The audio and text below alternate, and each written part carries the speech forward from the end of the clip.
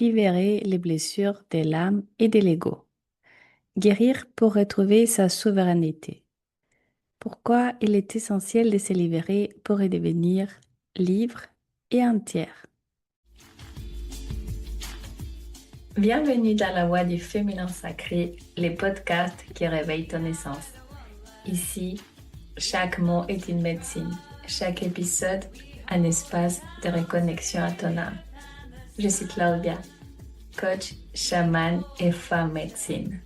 Et je t'amène dans un voyage au cœur de ton âme. Prête à incarner qui tu es, à te choisir. Respire, ouvre ton cœur et écoute la voix du féminin sacré. Bienvenue dans cet épisode puissant de la voix du féminin sacré. Aujourd'hui, je vais t'amener dans un voyage au cœur de tes blessures, celle de l'ego, celle de l'âme. Celles que tu portes parfois sans les savoir, sans les voir, mais qui dictent silencieusement ta vie. Pourquoi est-il essentiel de les reconnaître, de les accueillir et de s'en libérer? Parce que derrière chaque blessure, il y a ta liberté. Et derrière ta liberté, il y a ta souveraineté.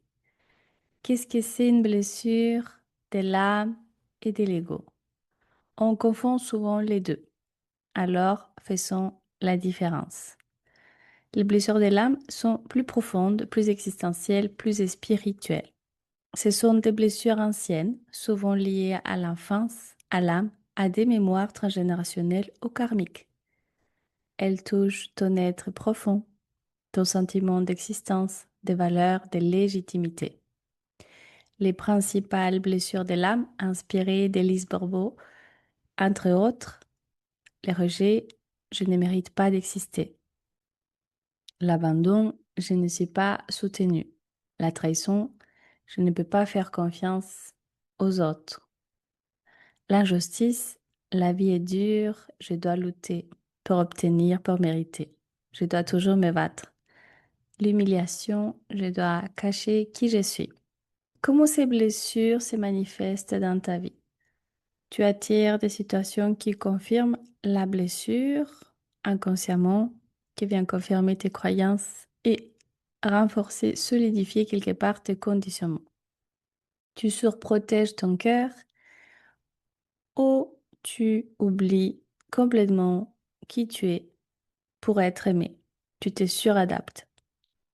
Tu crées un masque pour survivre. Un masque de contrôle, de séduction, de froideur, de hyper-indépendance parfois. Et parfois on est fier de l'être. On croit que c'est la voie. L'ego vient nous conforter en nous disant qu'on a trouvé notre liberté. Mais en vérité, c'est seulement la fuite de l'inconnu, la peur, parce que notre mental, notre ego, il va s'effacer sur nos expériences passées. Par exemple, une femme avec une blessure d'abandon peut se suradapter en amour, dépendre du regard de l'autre, ou au contrario, tout gérer toute seule pour ne plus jamais avoir besoin, se couper du couple, de la relation du couple en se disant qu'elle est plus heureuse ainsi et que la vie qu'elle mène seule est beaucoup plus confortable et beaucoup plus agréable que la vie des couples. Et parfois, ces femmes, elles arrivent au point de se couper de leur corps, à créer des stratégies de survie en prenant du poids, en par exemple ayant un rapport à son corps qui n'est pas sain. Mais elles ont besoin quelque part de ne pas se sentir désirables, de ne pas être vues par les sexes opposés, pour se sentir plus en sécurité et pour ne pas avoir le risque de pouvoir attirer l'autre, d'éventuellement fonder, créer un couple. Maintenant, on va aborder les blessures de l'ego. Elles sont plus défensives, comportementales, identitaires. L'ego se forme pour te protéger de la douleur. Il n'est pas mauvais. L'ego, c'est un serviteur, mais un très mauvais maître, comme je te l'ai dit toujours. Et c'est à toi de lui donner sa place de serviteur et pas de maître et de guide. L'ego, c'est quelque part ton garde du corps. C'est un arbitre dans les terrains fertiles de ta vie. Mais il agit par peur. et non par vérité. Quand ton ego est blessé, il devient hyper actif, hyper réactif. Il veut tout contrôler, tout prouver, dominer ou fuir, attaquer parfois. Les blessures classiques de l'ego, c'est les manques de reconnaissance, les sentiments d'infériorité ou de supériorité, les besoins de contrôler pour ne pas souffrir. Parfois, au point de se couper des autres et parfois de soi-même. La jalousie ou la comparaison, les besoins d'avoir raison, d'être parfaite, de tout faire correctement pour être aimé, pour être admiré. Comment cela se manifeste réellement dans ta vie? Tu réagis à la vie au lieu de l'accueillir. Tu es toujours à la défensive. Tu cherches toujours à te protéger sur les autres, su- su- sur ce que tu refuses quelque part de sentir. Tu es dans l'attente, la défensive ou la justification. Par exemple, si tu reçois une critique douce, l'ego blessé entend tu n'es pas assez bien, il attaque, il se ferme, oh, il va parfois s'effondrer. Un résumé. La blessure de l'âme va avoir une origine plus profonde, plus existentielle, plus transgénérationnelle. Alors que la blessure de l'ego a une origine qui est plus identitaire, sociale, défensive. Comment cela va se ressentir, s'exprimer dans ta vie? La blessure de l'âme va se représenter par une douleur d'exister, de ne pas être aimé. Alors que la blessure de l'ego va se manifester comme une peur d'être rabaissé, humilié, rejeté. La conséquence de la blessure de l'âme dans ta vie, c'est que tu vas répéter des schémas inconscients, que tu vas tourner en rond, avoir des relations répétitives et souffrantes, alors que la blessure de l'ego va avoir comme conséquence souvent des réactions disproportionnées, des blocages. Quelle est la voie de la guérison pour la blessure de l'âme? C'est l'amour, l'accueil, la connexion spirituelle. Un très très bon travail, solution, c'est de te faire accompagner. Parce que ton ego, ton mental, il va biaiser les informations, il va toujours te faire croire que tu es sur la voie, mais il va pas aller travailler en profondeur. La voie de la guérison quant à la blessure de l'ego, c'est la conscience, l'humilité, la responsabilité. Plutôt l'observation que la réaction. Et dans ta vie quotidienne, quand tu accueilles les deux blessures, tu accueilles la vie. Et avec tes blessures, tu peux souvent te sentir en insécurité relationnelle. Quand tu vis dans la blessure, tu vas attendre de l'autre qu'il te répare, qu'il te valide, qu'il te rassure, qu'il te rende heureuse, qu'il t'aime, qu'il te complète, qu'il te fasse vivre, comme si c'était son travail, sa responsabilité, son rôle. Or, un couple, je te le rappelle, c'est uniquement une personne complète également qui vient partager les surplus de joie, d'abondance pour faire une troisième identité qui est le couple. Quand tu vis dans tes blessures, tu vas vivre dans la méfiance, la comparaison ou la hyper-exigence. Cela, je les connais très bien. Moi-même, je me suis retrouvée à cette place. Tes blessures ils vont t'empêcher de recevoir l'amour, les compliments ou les soutiens sincères, puisque tu vas être toujours dans la méfiance, toujours à croire que l'autre, il cache quelque chose qui va te tromper, qui va te trahir, qui se moque de toi, que peut-être son amour n'est pas sincère. Mais quand tu reconnais tes blessures sans t'identifier et que tu deviens l'observateur de tes comportements, de tes réactions, de ta réactivité, tu deviens un être beaucoup plus paisible, beaucoup plus équilibré, beaucoup plus vrai, beaucoup plus ouvert à aimer, à être aimé. Et je me vois parfois analyser, voir mon ego et me dire, mais pourquoi tu n'as pas juste à accepter ce que l'autre a besoin, son espace, son intimité. C'est si simple que ça. Alors, je voudrais t'expliquer maintenant, mais avant cela, je t'invite à respirer, à voir comment mes mots résonnent à l'intérieur de ton cœur, de ton âme. Peut-être que ton ego, lui, il a une réaction en te disant, mais qu'est-ce qu'elle raconte? Mais je sais que ton cœur, ton âme, il reçoit mes mots comme un baume d'amour, comme un baume de sécurité d'expansion intérieure. Les blessures, sache-le, t'emprisonnent. C'est une prison dorée pour ton âme.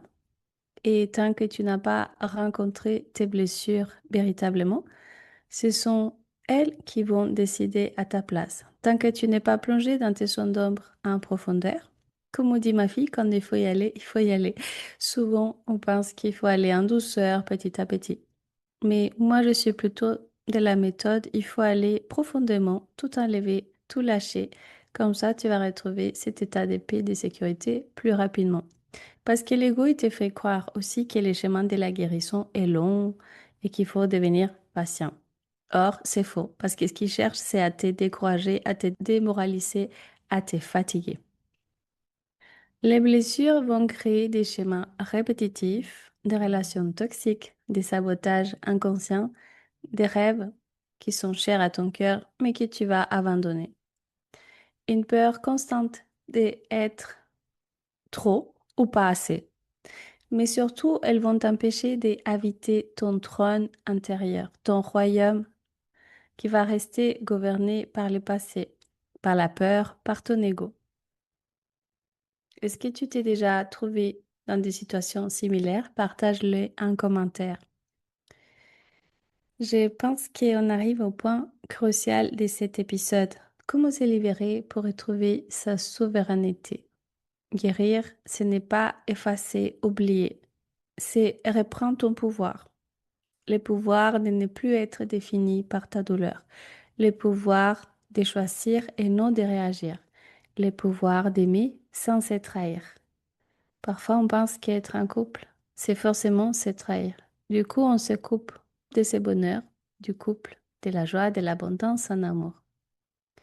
Lorsque tu aimes sans te trahir, sans t'oublier, lorsque tu n'es pas défini par ta douleur et que tu choisis, au lieu de réagir, tu deviens une femme souveraine, une femme ancrée, responsable, alignée avec son âme et pas avec ses blessures.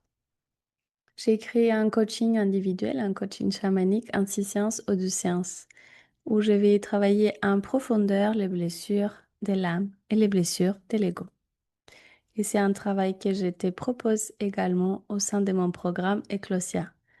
C'est 18 cercles lorsque tu optes pour l'option 9 mois ou 12 cercles lorsque tu optes pour l'option 6 mois. Mais en plus des cercles et de ces travaux en groupe, tu as également des séances individuelles pour aller travailler en profondeur tes blessures. Inspire, expire. Qu'est-ce que j'ai compris aujourd'hui concernant les blessures de l'âme, de l'ego, comment cela résonne dans mon cœur? Qu'est-ce que je décide de faire, d'intégrer? Quelle est la prochaine étape dans ma vie? Et avant d'aller plus loin, je te propose un rituel de transmutation, un rituel qui s'appelle l'arbre de guérison. Je t'invite simplement à t'installer, à bien t'ancrer dans ta chaise ou à rester debout, à fermer les yeux, idéalement à rester debout, afin de te visualiser comme un arbre sacré, l'arbre de ton choix. Les blessures, tu vas les visualiser, les identifier comme les racines de cet arbre, des racines profondes, peut-être douloureuses, mais nourrissantes, si elles sont vues avec l'amour. Pose cette intention dans ton cœur. Inspire, expire. J'ai choisi de libérer ce qui ne m'appartient plus. Je ne suis pas mes blessures. Je suis l'amour qui les guérit. Je suis la lumière qui les traverse. Respire, ressens l'espace qui s'ouvre. J'ai choisi de libérer ce qui ne m'appartient plus. Je ne suis pas mes blessures, je suis l'amour qui les guérit, la lumière qui les traverse. Respire, ressens comment cet espace intérieur à niveau de ton cœur vient s'ouvrir. Tu peux effectuer ces rituels quotidiennement, chaque matin, chaque soir, ou lorsque tu sens que tes blessures s'activent.